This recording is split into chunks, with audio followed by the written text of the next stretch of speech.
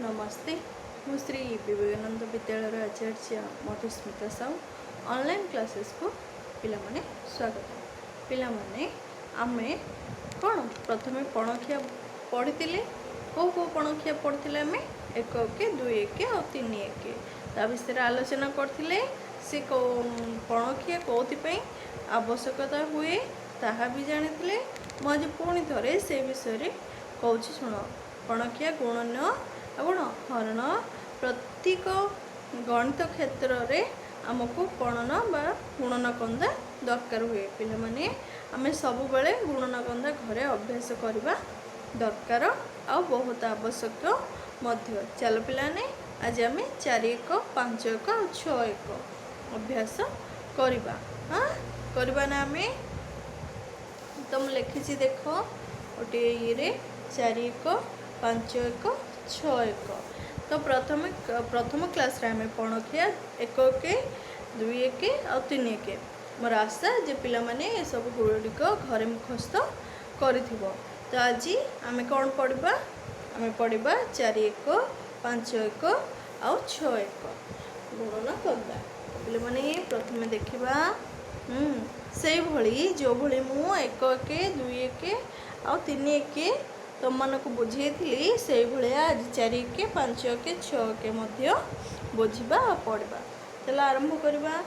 4 1 4 4 दुगुणे के 8 4 3 12 4 5 4 चौक 16 4 5 20 4 7 24 4 7 28 4 8 32 4 9 36 4 10 40 पिला माने तमे अधिका अधिका जो गुणनीय को शिखब ना तो संख्यार भी कौन पद जाक अधिक हो। देख पिलाने आम 3 1 शिखिले 1 टू 30 पर्यंत संख्या रहा। एवं 4 1 शिखुचे 4 टू 40 पर्यंत संख्या रहा। सेमती आम जी अधिका अधिका गुणन कंदा शिखा सेमती कौन अधिका अधिका जीव जमी आम 1 के शिखिलु 1 रु 10 से संख्या गुड़ाक थी 2 1 शिखिलु 2 टू 20 2 टू के 20 पर्यंत संख्या रहा। 3 1 शिखिले कौटू रहा 3 टू 30 पर्यंत सेमती 4 1 रु 4 टू देख 40 जाए रहा।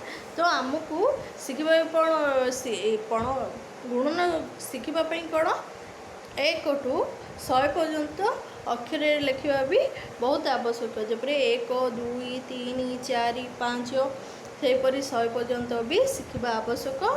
पे मैंने घरे 1 2 भी अभ्यास करूँ। देख पुणी थे आम अभ्यास करवा। 4 1 4 4 दुगुणे 8 4 3 12 4 चौक 16 4 5 20 4 7 24 4 7 28 4 8 32 4 9 36 4 10 40 देख लो ना मुझे 4 टू 40 जाए रहीपरी 5 के भी देख 5 के भी कौन सेपरी 5 टू 50 जाए से संख्या ही आमर के 5 के रहिबो। तो पिला माने देख 5 के बहुत सहज आ बहुत सुविधा रे हो जीवो।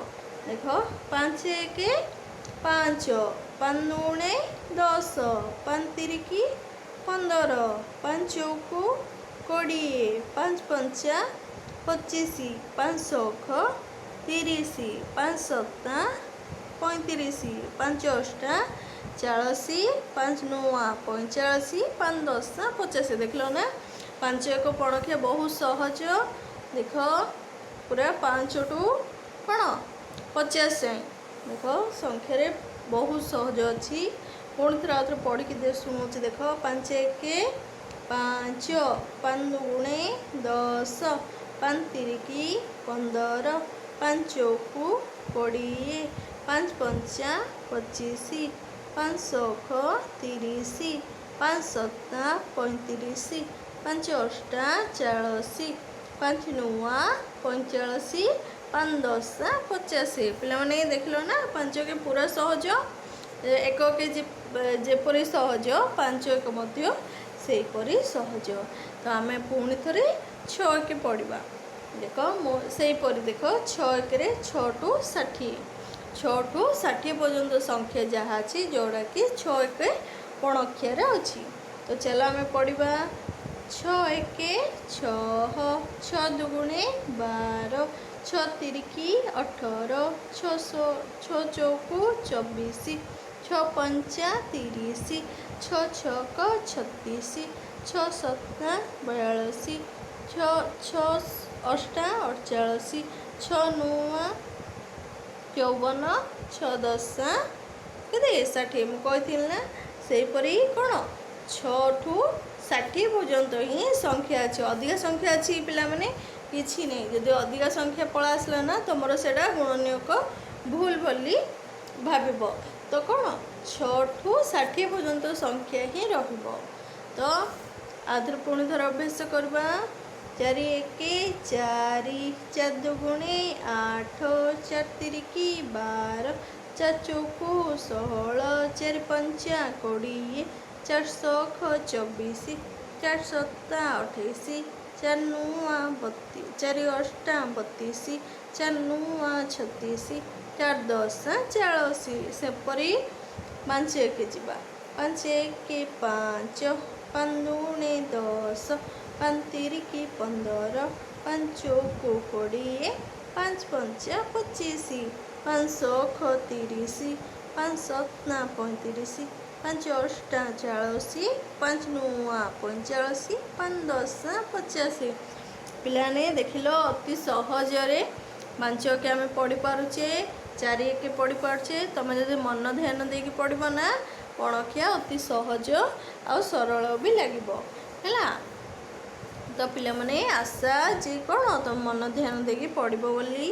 तो देखा आउे पुणी थे आम 6 एक 6 एक 6 एक 6 दुगुणे 12 6 तिरिकी 18 6 तिरी के पिलाने 18 6 चौकू 24 6 पंचा के 30 6 छक 36 6 सता 42 6 अष्टा 48 6 नुआ के 54 6 दशा 60। देख लो पिलाने केते सहज।